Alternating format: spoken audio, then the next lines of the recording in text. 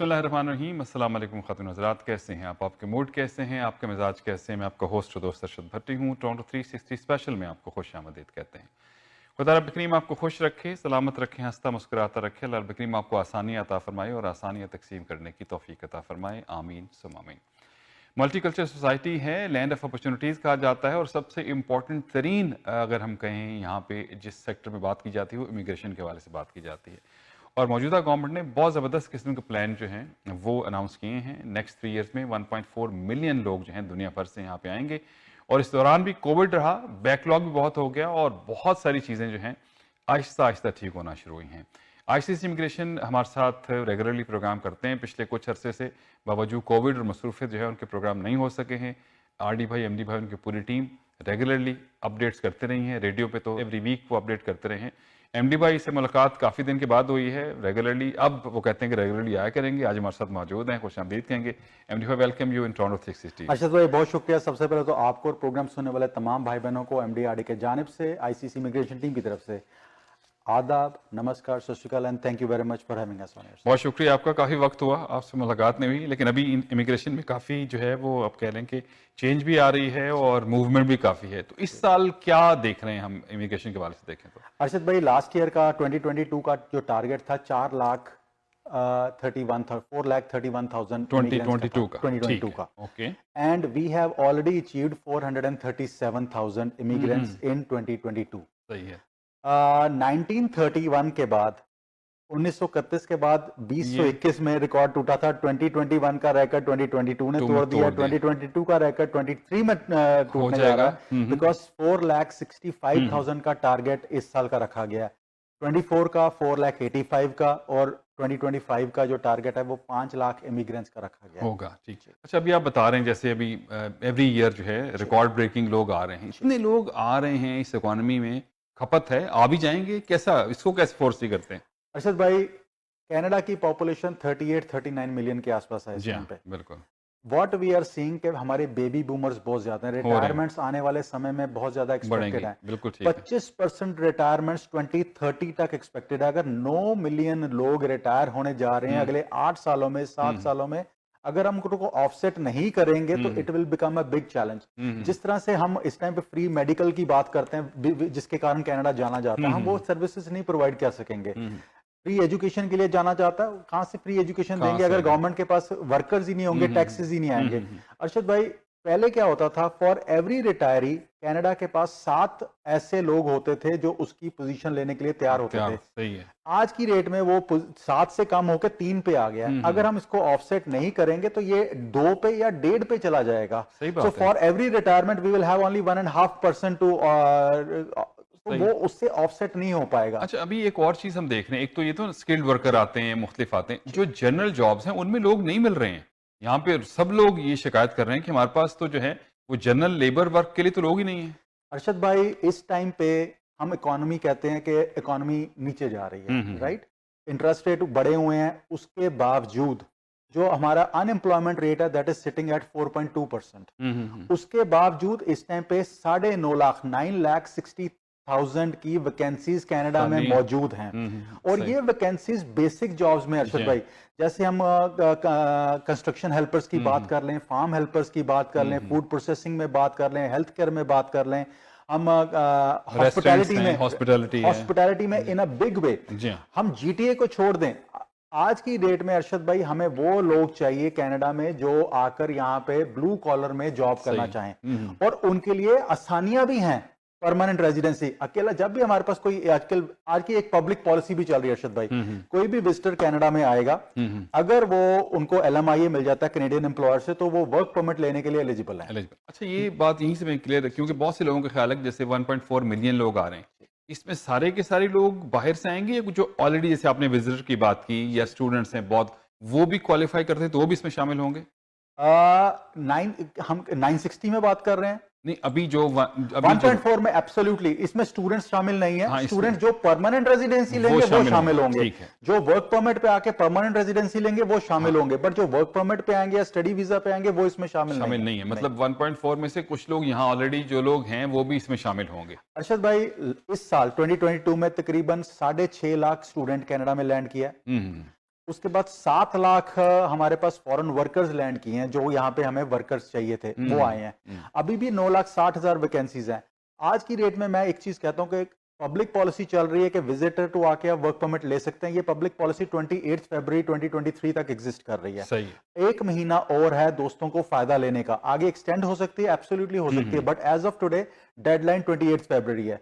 अगर कोई एप्लीकेंट आता है जिसके पास एजुकेशन ग्रेड 12 है, जिसकी एज 40 है, 45 है, 50 है, 55 से नीचे है, आइलेट्स में वो 4-5 बैंड मुश्किल से ले सकता है, तो उसकी तो पीआर ओंटारियो में हो ही नहीं सकती। अगर हम बीसी की बात करें, उसमें भी एक्सप्रेस एंट्री में भी नहीं क्वालिफाई करेंगे। तो पीएनपी प्रोग्राम्स बहुत सारे ऐसे एग्जिस्ट कर रहे हैं जहां पे ये जाके काम भी करेंगे, 1 साल काम करने के बाद विद फैमिली पीआर के लिए भी एलिजिबल हो जाएंगे। तो जितने भी विजिटर हैं, they should be looking at getting a job offer from a Canadian employer. और जब भी आप, मैं कहता हूं कि जब भी आप किसी कंसल्टेंट के पास जाएं, लॉयर के पास जाएं, उनसे डिस्कस करें, मेरा एंड गोल वर्क परमिट लेना नहीं है, मेरा एंड गोल है परमानेंट रेजिडेंसी लेना विद फैमिली। वो इस वर्क परमिट से पॉसिबल होगा, अगर होगा तो कहां पे होगा, कौन सा प्रोविंस होगा, तो अपनी असेसमेंट जरूर करो। मतलब ये बेस्ट टाइम है इस वक्त कि आप एज एन विजिटर अगर आए हैं, अगर आपको ऑफर हो जाती है एलएमआई की, तो आप इसके लिए क्वालिफाई कर सकते हैं 100%।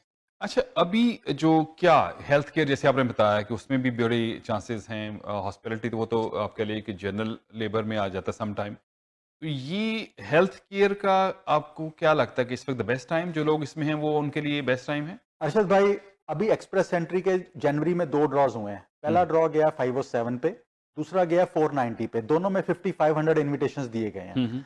अब फरवरी ऑनवर्ड्स ऑक्यूपेशन स्पेसिफिक ड्रॉ शुरू हो जाएंगे। Occupation specific draws because immigration minister को पता है कि हमारे प्रोविंसेस में, हमारे कंट्री में कौन से ऑक्यूपेशन की इस टाइम पे कमी है। सो बिल पास हो चुका है जिसमें इमिग्रेशन मिनिस्टर के पास इख्तियार आ गया है कि he can go in for occupation specific draws. So healthcare would be a priority occupation. चाहे हम फिजिशियंस की बात कर रहे हैं, डॉक्टर्स की बात कर लें, नर्सेस की बात कर लें, रेडियोग्राफर्स की बात कर लें, रेडियोलॉजिस्ट की बात कर लें, they will be in the priorities. उसके बाद ITs, software development, they will be in the priority sector. तो मैं एक बार जरूर कहता हूं, पहले मैं कहता था कि अगर आपका स्कोर 450 470 से ऊपर है तो प्रोफाइल क्रिएट करें। आज की डेट में हमारा इंस्टांस है कि भाई अगर आपका स्कोर 400 भी है, 350 भी है, तो भी प्रोफाइल क्रिएट करें। You might get picked up in the priority streams. अच्छा, and what about the business immigration? वो भी क्योंकि बहुत से लोग जो है मूव करना चाहते हैं विद द फैमिली, चाहे वो स्टडी के हवाले से हो या वैसे हो, माशाल्लाह वहाँ पैसे लोगों के पास बहुत हैं, उनके लिए क्या अपॉर्चुनिटी? अर्शद भाई, आज की डेट में कनाडा में बहुत अच्छे प्रोग्राम्स चल रहे हैं as far as business immigration is concern. आज की डेट में इंट्रा कंपनीज वन प्रोग्राम जिसमें बिना एलएमआईए के वर्क परमिट आप ले सकते हैं, प्रोवाइडेड आपका बिजनेस 3 साल पुराना हो। अगर आपके पास 3 साल के फाइनेंशियल्स हैं, प्रॉफिट एंड लॉस स्टेटमेंट्स हैं, तो आप इस प्रोग्राम का फायदा ले सकते हैं।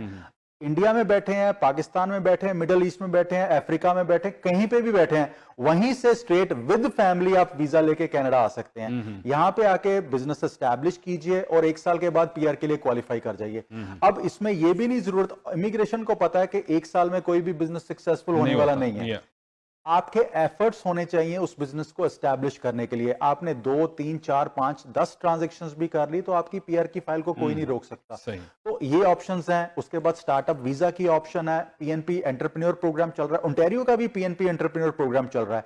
आपको मिनिमम 250,000 की इन्वेस्टमेंट करनी है जीटीए से बाहर।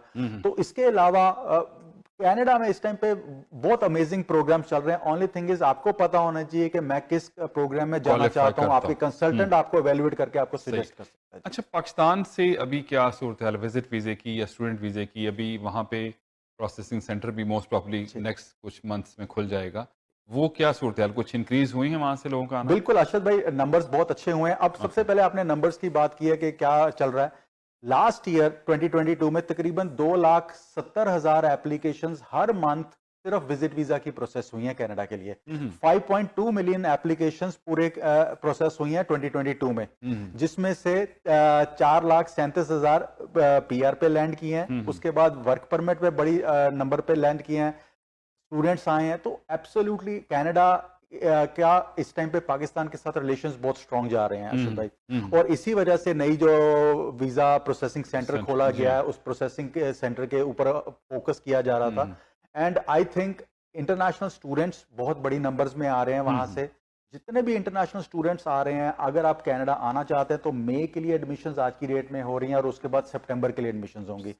Grab these opportunities. और आज की डेट में पाकिस्तान एसडीएस प्रोग्राम के अंदर है, स्टूडेंट डायरेक्ट स्ट्रीम में, तो उसका फायदा उठाइए। और आज की डेट में ये ना सोचिए कि हमें तो किसी ने कह दिया जी पाकिस्तान से वीजे नहीं लग रहे। एब्सोल्युटली रॉन्ग न्यूज अरशद भाई, बिकॉज टिकटॉक जो है और ऐसे सोशल मीडिया प्लेटफॉर्म्स हैं, वो लोग कंसल्टेंट बने हुए हैं जिनको उड़ा भी नहीं वो पता। तो लॉटरी लगा दी नहीं पता, लॉटरी आ रही है जी, लॉटरी चल रही है, तो रॉन्ग इन्फॉर्मेशन वहां पे चल रही है। तो मैं एक ही चीज कहता हूं कि जब भी आपने किसी से इमिग्रेशन के हवाले से बात करनी, किसी कंसल्टेंट से बात करें, किसी लॉयर से बात करें, ताकि आपको ऑथेंटिक और जेन्युइन इन्फॉर्मेशन मिल सके। Very right. 905-461-2424 905-461-2424 is the direct number, you can call. और उसके साथ साथ ICCimmigration.ca पे जाके भी आप इंफॉर्मेशन जो है वो ले सकते हैं। लास्ट में पेरेंट्स के लिए जो है वो एक तो स्पॉन्सर करते हैं, वो तो एक वो आपको पता है कुरानंदाजी एक दिन मतलब 1 घंटे में सारा कुछ जो है वो खत्म हो जाता है, प्लस उनके लिए फिर जाहिर है सुपर वीज़ा रह जाता है। उनके लिए क्या एडवाइस है? अरशद भाई, आज के लिए आज की डेट में पेरेंट्स के लिए सुपर वीजा तो 5 साल का हो गया। एक बार एंटर किया तो दे कैन स्टे इंश्योरेंस ले ली आए गए 5 इयर्स। अब पहले होता था कि इंश्योरेंस भी आपको 1 साल की बाय करनी पड़ती थी, अब मंथली आप बाय कर सकते हैं, तो ये एडवांटेज है। दूसरा आपने बात कहा कि स्पॉन्सरशिप, एब्सोल्युटली स्पॉन्सरशिप। अभी क्या हो रहा था पिछले 3 साल, 2020 में जिन्होंने एक्सप्रेशन ऑफ इंटरेस्ट फाइल किया था, 2020 में ही 20,000 एप्लीकेशंस उसमें प्रोसेस हुई, 2021 में भी 30,000 उसमें से प्रोसेस हुई, 22 में भी उसी से नई एप्लीकेशंस नहीं आई।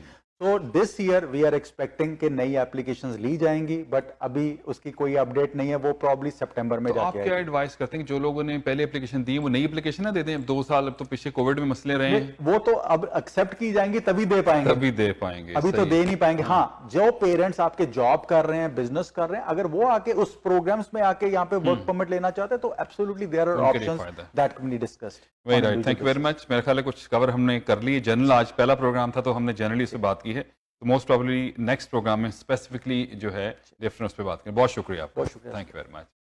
और जनाब MD भाई हमारे साथ मौजूद थे फ्रॉम ICC इमिग्रेशन। जैसे स्टार्ट में मैंने कहा था कि लैंड ऑफ अपॉर्चुनिटी है, इस वक्त इज़ द बेस्ट टाइम आपके लिए इमिग्रेशन के हवाले से। माइग्रेट अगर आप कर रहे हैं दुनिया भर में कहीं से भी, स्पेशली हम तो साउथ एशियन की बात करते हैं, इंडिया पाकिस्तान से, तो आप रब्ता कर सकते हैं इनसे। दे वेरी प्रोफेशनल, एक्सपीरियंस्ड, इनकी पूरी टीम है। आप ICCimmigration.ca पे जाके इनकी वेबसाइट पे रजिस्टर हों, ईमेल एड्रेस अपना डालें, आपको डिटेल मिलेगी। डायरेक्ट चाहें तो 905-461-2424 ये रब्ते का डायरेक्ट नंबर है, इस पर आप रब्ता कर सकते हैं। दुआ में रखिएगा याद, हौसला नहीं हारना, पर हौसला भी को हारने की चीज़, and always follow your heart, क्योंकि सब अच्छे की आवाज़। अरशद भट्टी को दीजिए इजाज़त। अल्लाह हाफिज़ और सपुर्द।